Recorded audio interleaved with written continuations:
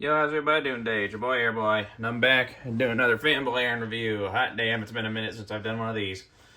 And today, we're going to be taking a look at the Transformers Studio Series Voyager Class Gamer Edition War for Cybertron Megatron. Before we look at Megatron, let's take a look at the box. You see he's number 4 in that particular lineup. Front of the box, side of the box. Other side of the box, here's a Voyager class figure. Very nice artwork of Megatron. Back of the box, a little bit of bio there, if you want to read that real quick. Product shots. And that's all you need from the box. Alright, now here we have Megatron and his tank mode. This figure is very controversial. A lot of hate toward this figure for reasons that I can kind of understand, but me personally, I don't really have that many issues with the figure. I think he's okay. He's far from perfect, but he's not as bad as a lot of people have been making him out, especially after you fix the issue he has. Sorry, I'm a little sick. Let's get him up here close. Like, the tank mode isn't exactly one-to-one to the game, but overall, it's not that bad. I think people are completely blowing it out of proportions. It's not great, but it's far from terrible. I still think it's a good figure. It's a nice molded detail. Nice bits of purple here with the silver. Underneath, you can more or less see all the robot bits. And there's the head. This is a hover tank, by the way. In the game, it hovered off the ground. When you floored it, the tank treads kind of folded out. It would be like ground. It would be like a ground tank, but otherwise, that's how it is. He doesn't roll or nothing because no wheels for him to roll on, which is unfortunate, but not the end of the world. For comparison, here he is with the Siege War for Cybertron Megatron. So 2 different Cybertronian tanks side by side. You can get a sense what that's like. And here he is next to the War for Cybertron Gamer Edition Optimus Prime. You see Optimus a little bit beefier than him. Honestly, that's my main gripe with the figure, that Optimus seems just a little bit too big compared to him. They should have increased Megatron's scale just a little bit, but otherwise, I don't have any issues with the figure. Okay, now he comes with 2 accessories, one of which is his cannon, which is already attached to him on the front here. And the other is this mace. It's not as well done as Optimus's axe. I believe I reviewed Optimus. It's been a while since I checked my own damn channel. But yeah, compared to Optimus's axe, this thing is kind of garbage. But it came to the figure, so I got to show it off. And you can store it on the figure, port there on top. There you go, weapon storage. Yeah, let's just get rid of that. The transformation for this guy, is very simple. You lift this bit up so the end tabs there. And we fold these bits out. Like so. And the way everything connects is there's these holes here. Go to tabs there. And there's these little notches here are meant to go in this little hole here. Anyway, get into the robot mode, rotate these gray bits around. I'm going to raise the camera so you can actually see what I'm doing. But yeah, you just rotate these around, bring them down. We take these bits here, fold them up, and what we want to do is we want to take the feet here, flip them up, and this is the tricky part for the transformation. Okay, it helps if you fold these tabs up. It's been a minute since I transformed this thing. Okay, we bring those all the way up. They click into place. And we flip out the toes. What are those? Then you come here, take these bits here, and you fold them in, Take these bits here, fold them to the side like that. I think I might have done that backwards. Hold on. Okay, yeah, so you take the big ones first and fold them in, then take the small ones and fold them up. There we go. There we go. Everything's all nice and bundled up. Now we take this bit here, pull it out, swing the arm completely to the side. Take this panel here, fold it down. This we can pretty much angle how we need it to. Hold on, reconfigure my position here. We take this bit here.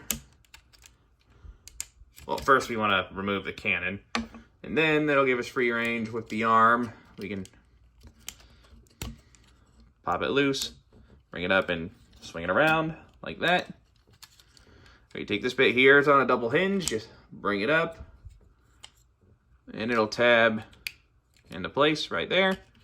Then we take this little assembly here, bring it down, rotate it, bring it all the way down, bring it up. These two holes on either side that are meant for these tabs here and here. Press it so it's nice and secure. Then after that, what you want to do is when it comes to the wrist, flip open these panels, swing the hands out, close the panels up, rinse and repeat on the other side.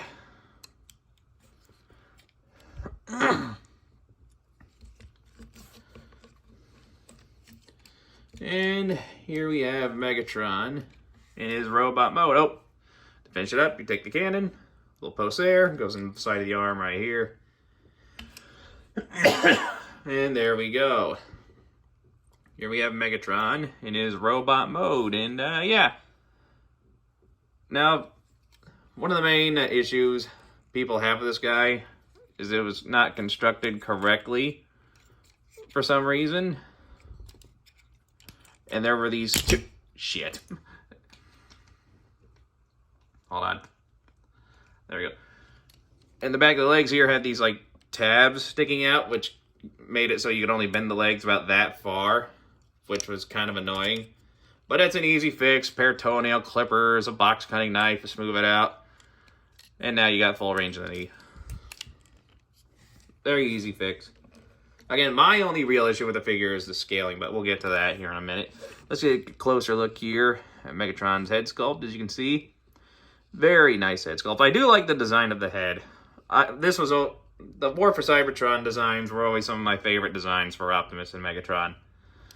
The back of the figure, though it's not one-to-one with how he looked in the game, and I should know because I played that game a lot, and you always viewed it from the third-person perspective.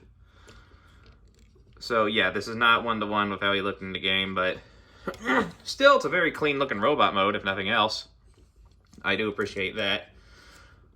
Alright, now as far as posability is concerned, head can look up that far, which ain't too bad, actually. You look down a little bit, rotate all the way around. The arms can rotate all the way around and go out that far, and these bits here on this shoulder can orientate how you need them to. He's got double jointed elbow, which I do like. Now, regrettably, he has nothing at the wrist, which kind of sucks, because if he had that much at least, his whole scaling issue would probably just blow right under my radar. Like, when are we going to get a proper Voyager or Leader class Megatron that has full wrist articulation? We have not gotten one in a long time. Alright, waist can rotate. Legs can go up. You can go way up. Then go back. About as damn far.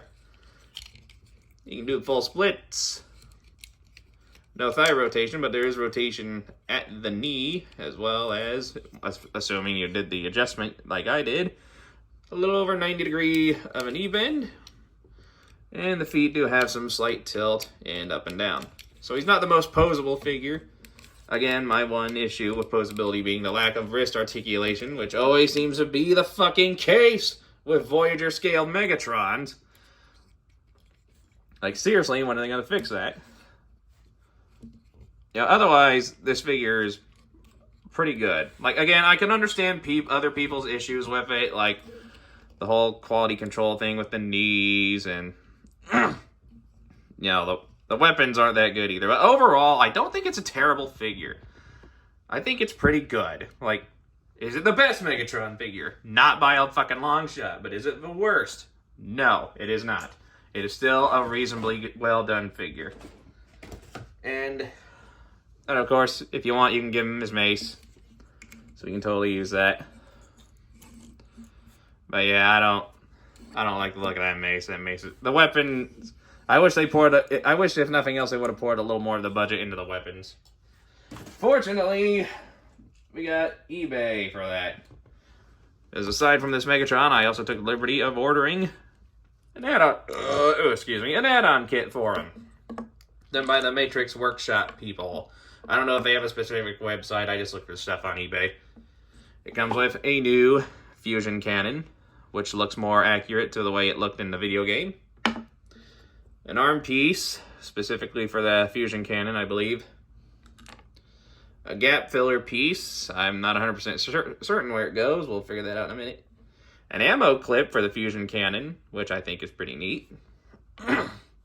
And a piece for the back to make it look like English is hard, to make it look more like it did in the video game. Now, I have not tested this stuff out yet. I'm not 100% certain on how it attaches. Oh, I do have one more thing. Hold on. I'm not gonna cut this part out. You're all gonna wait while I go grab this thing in the living room where I left it. I put it here somewhere.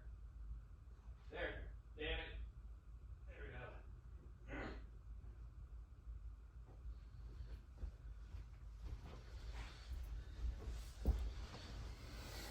go.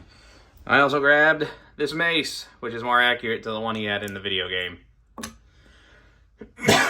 The handle wasn't too good for the hand, but, you know, I made adjustments to it.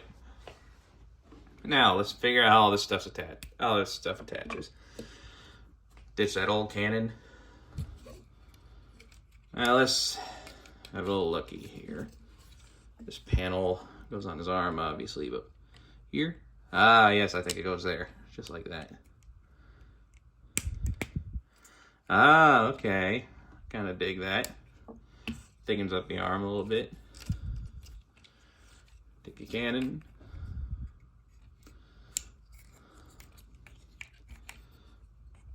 Plug it into his wrist. It's a little snug. No big deal though.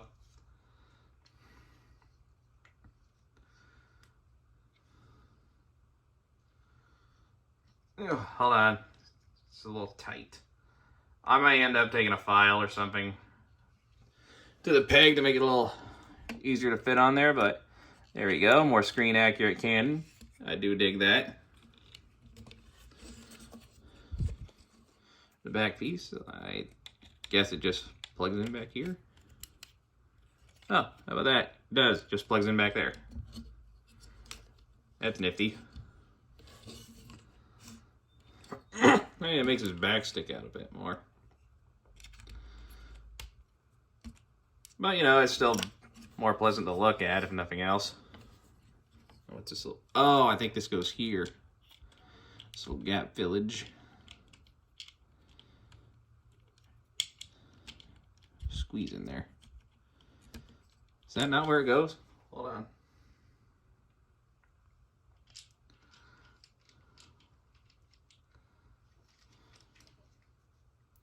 I know it's easier to do if I lift the whole back assembly up and out of the way. Just squeeze in there. How do I? Come on. And I know that's where it goes. It's like the perfect fit. Yeah, hold on. Maybe it's because I got it on the camera. It's not going to let me do it what's on the fucking camera. Because why would it? That would just be convenient.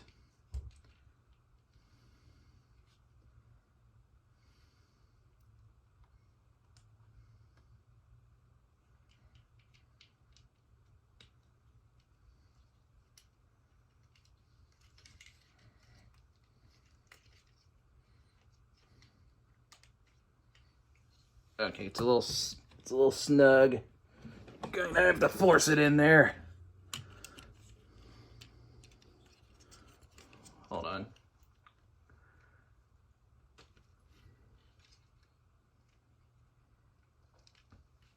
There we go. I kind of got it. Like, it's not in there all the way, but I got it. As good as it's going to get. It doesn't have to be perfect. The ammo clip for the cannon, based on the images I saw on eBay. Oh, I forgot part of the transformation. We want to... Actually, I think that's how it's supposed to be. Is it? It is supposed to be up like that. I'll just assume that it is. Fuck it.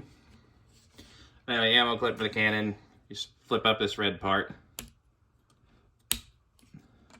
Flip up the red part. Just like in the game, you just put the clip in there. There is a little tab in there and a little tab at the bottom, but I haven't been able to get it to fit in there. I'll just squeeze it in like that. And his mace. Just slip it into his hand. And there we go. We got a more screen accurate War for Cybertron Megatron. Yeah, they don't look half bad. Let me just straighten them out here. There we go. Now, for comparison. One more thing I should mention. Like the War for Cybertron Optimus, or really all the Gamer Edition War for Cybertron figures. If I can get the cannon up, there we go. You can remove the right forearm, revealing a post, which you can use to attach War for Cybertron figure weapons to in that particular manner. Like you can do it with Megatron's cannon. You can do it with the old cannon too. If you want to, you can totally do it with Optimus Prime's Ion Blaster. So you want Megatron to have a rapid fire cannon instead of a charged shot. That is totally a thing you can do. And this works with any Gamer Edition War for Cybertron figures, and I imagine it'll be the same case with the fall Cybertron figures when they get around to doing them. But me personally, though, I'm gonna leave it like this. That is more or less how we use this cannon in the game. Alright, so moving on. Here he is next to the Siege War for Cybertron Megatron. As you can see, he's a little bit scrawnier in comparison to the Siege Megatron.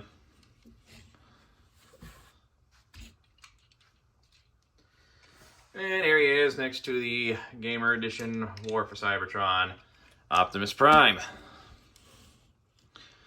And yeah, I mean, scale-wise, it's not too far off. I just feel that Megatron should be beefed up just a little bit more. Like, he should be just a little bit wider at the shoulders. But overall, they don't look half bad together. It's just, again, I feel that Megatron should have been scaled up just a smidge. Not a whole lot. Now, oh, one more thing to show off. Like all Studio Series figures. Where the fuck did I put the box? Here it is.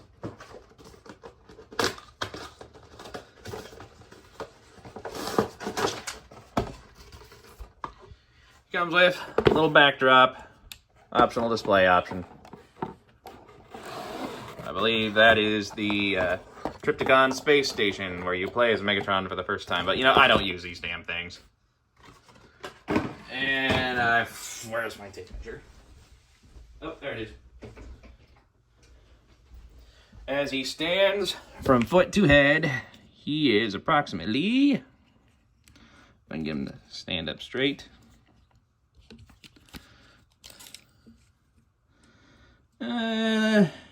Right around 6 inches, maybe a little over. And that time release, he's going for about $35, $40. Do I think he's worth that much, and do I recommend picking him up? Yeah, like I mentioned earlier, he's had a few quality issues, and people complain about the weapons. But, you know, I fixed that problem. I was willing to spend an extra $20 to fix that, and, you know, it really depends. Because, you know, for me, one of the first and best experiences I've had with the Transformers were the War for Cybertron video game. So my opinion here might be more of a loyalist, bias kind of thing for how I feel about the character. Because Megatron was one of my favorites in the game. But, you know, honestly, if you are willing to invest a little extra money for the add-on weapons, I do recommend picking him up. Because, well, you know, once you do that, he makes for quite a decent display for your shelf. So yeah, I recommend him. If you're willing to take the extra steps to make him a better figure, then yes, I do think he's worth the money and time investing in. So, this has been the Transformers Studio Series Gamer Edition War for Cybertron Voyager class Megatron. If you enjoyed this review, hit that like button, leave a nice comment, enjoy the rest of your day, and I will catch you all in the next video. Bye-bye.